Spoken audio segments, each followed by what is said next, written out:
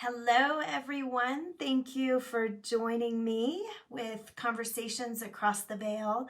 And today's topic is all about astrology and the big three signs, your sun, moon, and rising sign. I can't wait to dive into that and share some little tips and secrets with you. For those of you who are new, my name is Shawn Thompson. I am a spiritual counselor and psychic medium. I have a bachelor's in psychology, a master's in counseling, and Doctor of Divinity. I am so grateful to have you join me today, and we are going to be talking about astrology and how the big three signs, your sun, moon, and rising, tell a lot about you. So a lot of people understand the basics of astrology, but I want to define it for you so that you can understand that it does incorporate the study and the influence of all the stars and all the planets on our human life. One popular aspect of astronomy is your horoscope. So I'm sure a lot of you are familiar with your horoscope. You'll look up according to your birthday. Mine is 10/21/70, so I fall right on the cusp of Libra and Scorpio. But we're going to dive a little bit deeper into something beyond your horoscope, because although that can give you a lot of information about how your day or your month might go, astrologers really don't consider that an accurate portrayal of one's personality, one's life, or future endeavors. They really like to go a little bit deeper.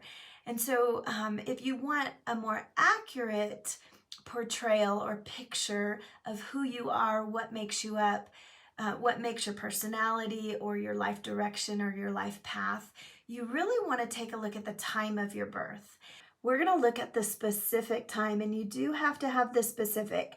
It can't be a guess like I think I was born in the morning or the evening, because the planets and the constellations really change every 2 hours. So it can really throw off what your specific sign is if you don't know it, and you can walk away going, that doesn't really sound like me, or that doesn't really feel right, and that's why. So when you have the time of your birth, it's going to really take into account the angles, the houses, and a lot more factors that we're not going to get in today, but it can really give you a more accurate description of who you are. So yeah, definitely get a chart done. I love doing charts.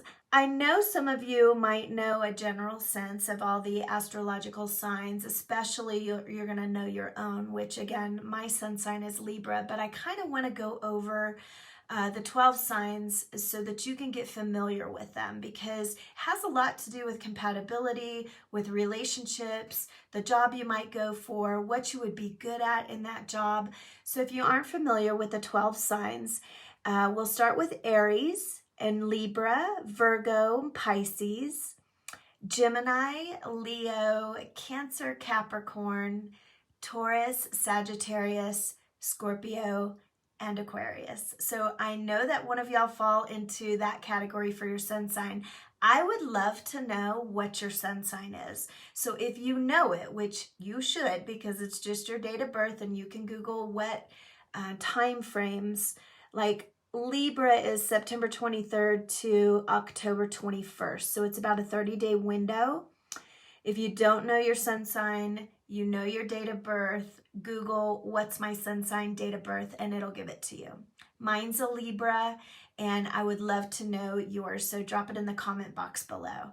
Cindy, you're a Cancer. Absolutely. I have Cancer in my chart too. We're special people, aren't we? Kim's a Taurus, so she might be a little stubborn on the outside, but she's got a heart of gold. So there are some good characteristics, specific characteristics of each sign. I'm not going to go over those today. It's really simple. You can jump on Pinterest or Google and find out your strengths and weaknesses of your particular sign. That'll be for another video. But today I really want to break down what we call the three big ones, which is your rising, your moon, and your sun. But first I want to back up and just explain to you a little bit about what these three signs can bring to you, and a basic understanding of astrology. So many people ask me, well, is astrology really a science? Well, it's a pseudoscience. It's a false science according to real scientists, but it really falls into the category of metaphysics, which is the study of that which is beyond the physical. So astrology would fall into the category of communicating with your spirit guides or God or your higher self. So even though it's considered a pseudoscience and not really special in the science category, if you ask me, when you're talking to God, when you're calling in your angels, when you're communicating with your loved ones, that's something beyond science. That's something even more special. Let's just put it that way. So don't get upset if you're an astrologer or you love astrology and somebody who is more scientific puts it down or doesn't believe in it or doesn't say that it really doesn't have an impact in our lives, because whether you believe it or not, the calendar system, the Farmer's Almanac, there's a lot of things back in the day that were actually built, kind of gathered from the stars and planets. So whether it's considered a real science or not, we follow it on a daily basis, and everybody knows that when it's a full moon, the crazies come out, the hospitals fill up, the tides change. So it has to have some impact.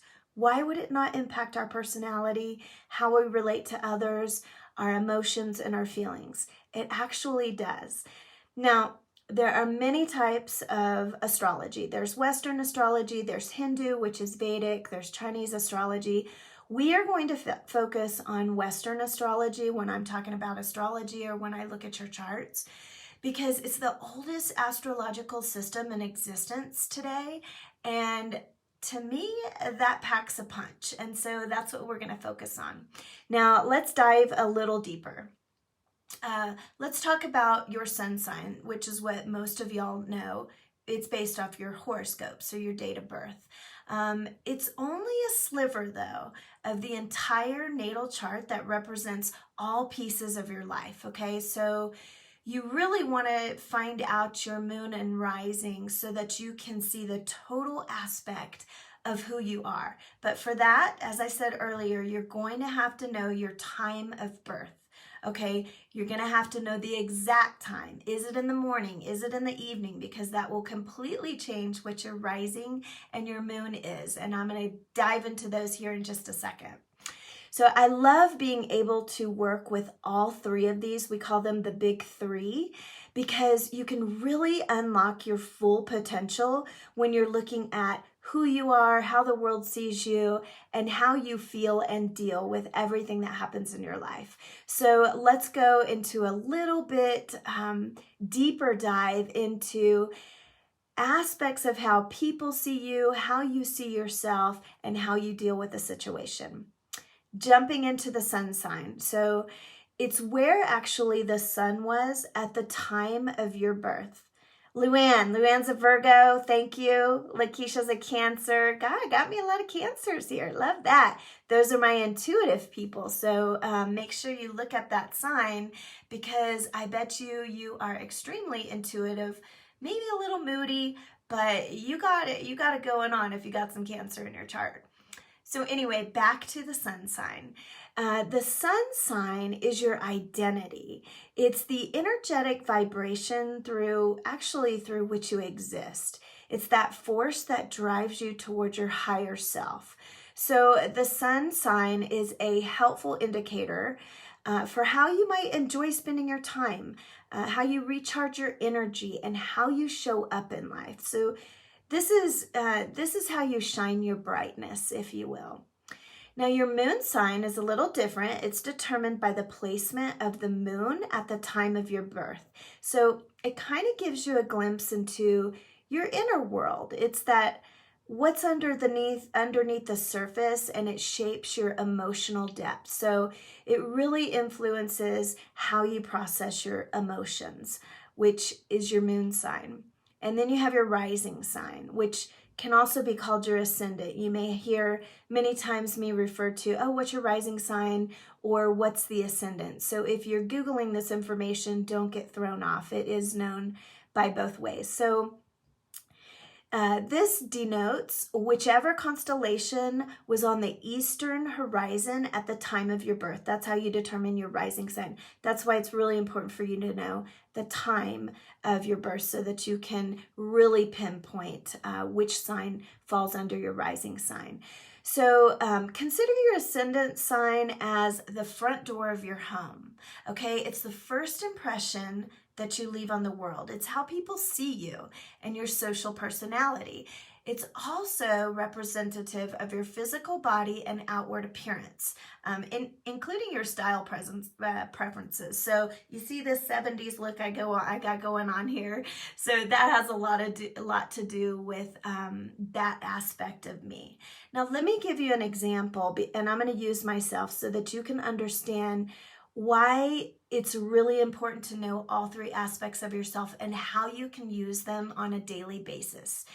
So my sun sign is a Libra, which means I love beautiful things. I love relationships. I'm very focused on relationships. I really am a peacekeeper. I don't like a lot of confrontation. I have a hard time making up my mind because I really think about things from A to Z before I want to make the best choice for me. I would make a good counselor, a good lawyer, a good mediator, because I do really good with communication and trying to find a balance in all of life. So that's the core part of me, of my sun sign.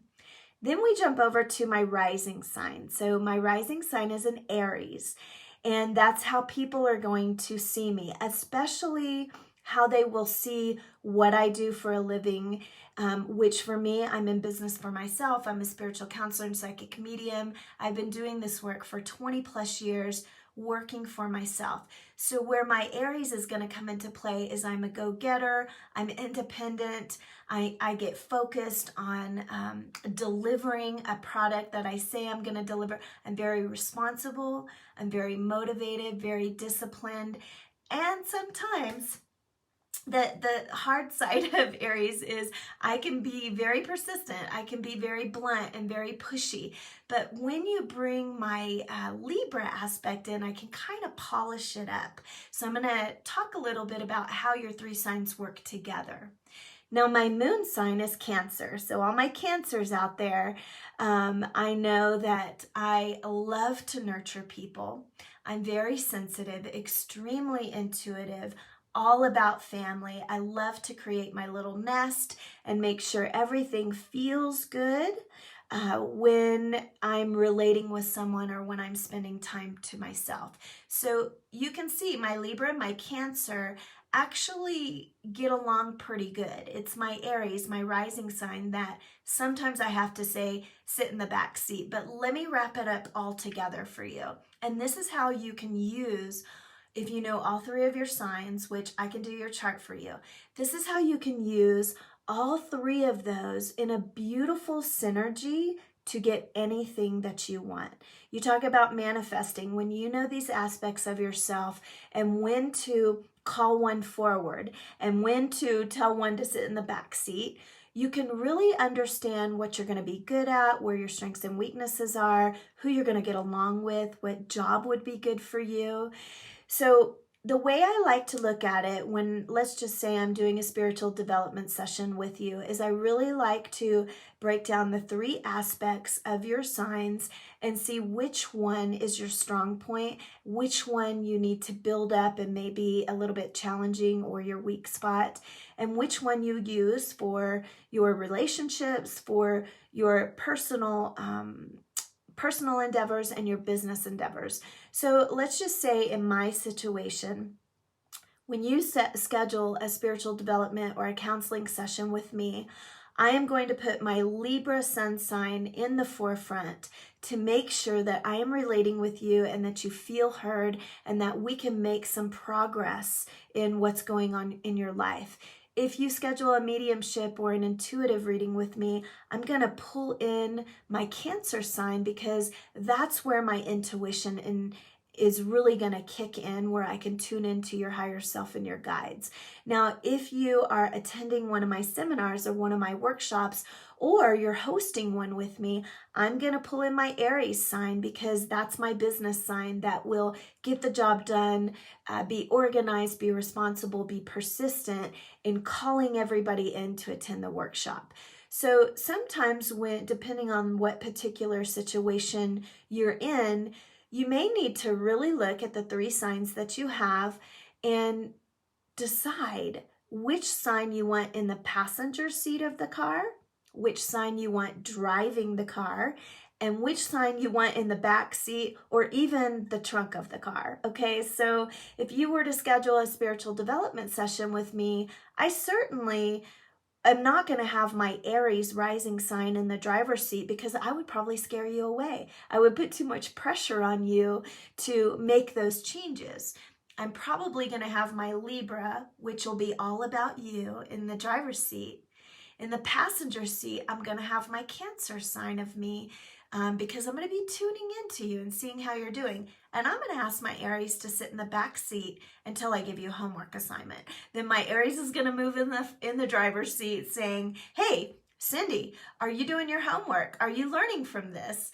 So you can see how there is a method to the madness of how we develop our signs according to where we're born, when we're born, what time we're born. And it's a really fine science, if you ask me, on how to discover that. So I hope that I explained each of them and the importance of knowing the time and location of your birth. That does play a factor in it as well. That can move you beyond your horoscope and really help you utilize aspects about you, and help you understand why you feel the way that you do. You know, a great example is, I have a Cancer moon, so I'm going to be very sensitive, very moody, very intuitive, especially if it has anything to do with family issues. I'm going to get my feelings hurt.